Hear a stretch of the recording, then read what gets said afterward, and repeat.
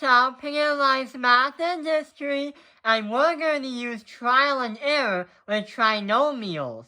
So, this is part 1. In the recent video, we have been taking a look at trinomials and how to factor them. The last video, the one before this one, we talked about how to use the diamond problem to find the binomials that are multiplied into a trinomial. But that happens when a equals 1, or your x squared has a coefficient of 1, or just itself as x squared. But what happens if it's not 1? What happens instead of your a being 1, it's a equals 5? What do you do? Well, the first thing you would probably want to do after you notice that that can't work, the diamond problem won't work, is you might want to distribute to make the diamond problem work. So we're going to have 5x squared plus, wait, how is 12 divisible by 5? No! So it actually won't work.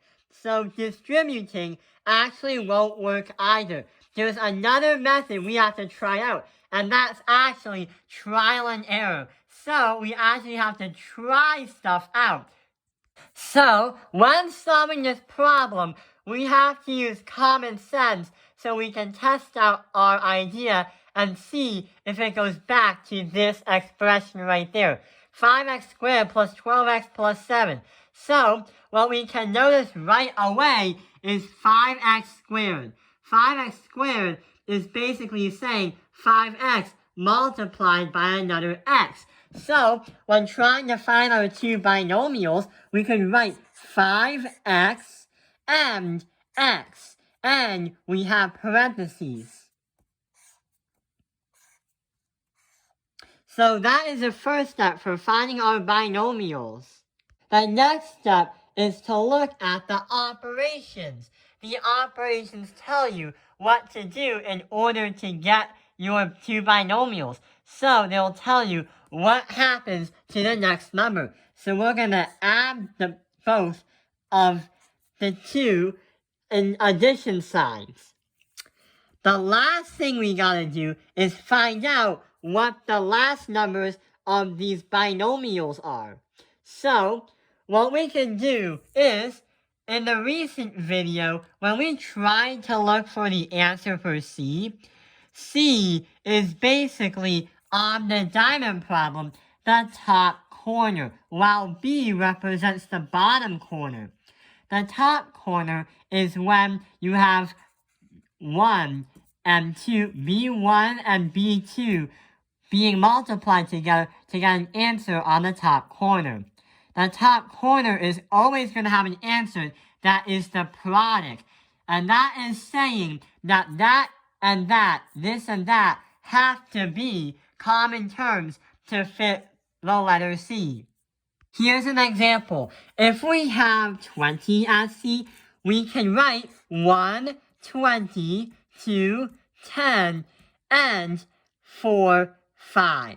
Those are common factors of 20. So we have to find the common factor of 7, which is 1 and 7. 7 is known as a prime number, so we can only write 1 times 7 equals 7.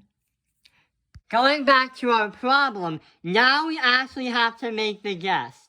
1 might be here, or 1 might be there. Scenario number 2, 7 might be there, and 1 might be there. So what do you think is the best way, or what do you think is the way you think it'll help us get to our expression on the top? Type in the comments below what you think. So, you probably have an idea of what's happening. Is it option A or B? Well, let's try option A. We're going to put the number 1 right here, and we're going to put the number 7 right there. When we do that, we have two binomials, but we actually have to fact check it and see if it works. Will it? So we have to distribute both of them and multiply them together. So 5x multiplied by x is 5x squared. That's okay. 5x multiplied by 7 is 35x. Uh-oh, we're veering off course. 1 multiply that by x is going to be 1x.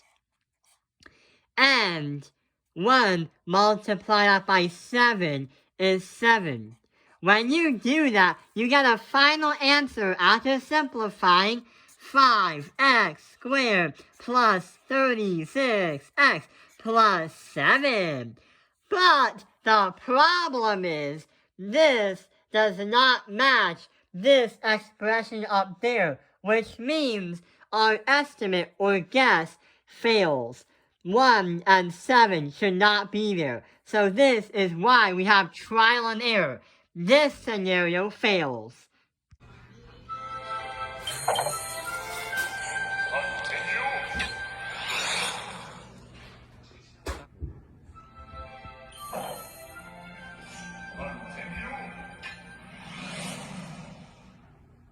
Let's continue and try again. So, what we're going to do instead of having 1 on the left and 7 on the right, what we're going to do is have 7 on the left and 1 on the right. So we're going to switch it up. So, parentheses, 5x plus 7 this time, parentheses, x plus 1. And we'll see what happens because we're trying again. So 5x multiply that by x is 5x squared. 5x multiply that by 1 is going to be 5x. So we add them. 7 multiply that by 7 multiplied by x is 7x. And 7 multiplied that by 1 is 7. Look what we got. 5x squared plus 12x plus 7. And bingo, we have it.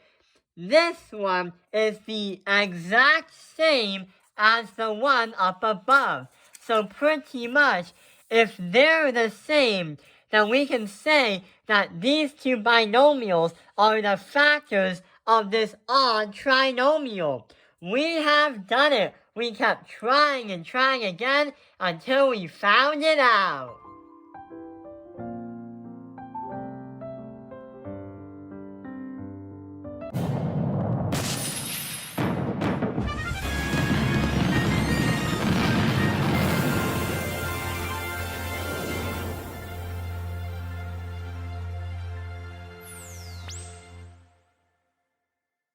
So those videos, the continue screen, and the winning scene, that's from Super Smash Bros. From Nintendo.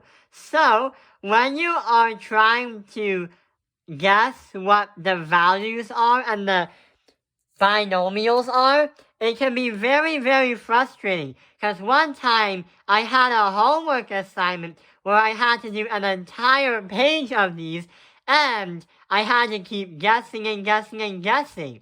But then I got frustrated because sometimes I had like 7 guesses and I still haven't gotten the answer. This is basically what people felt in my 9th grade class when doing these. Oh, try again. Try again. Oh, try again. Oh, try again. Oh, try again. Ah! You try it again. I'm making my move. So that's what some people felt like when doing the homework assignment in math class.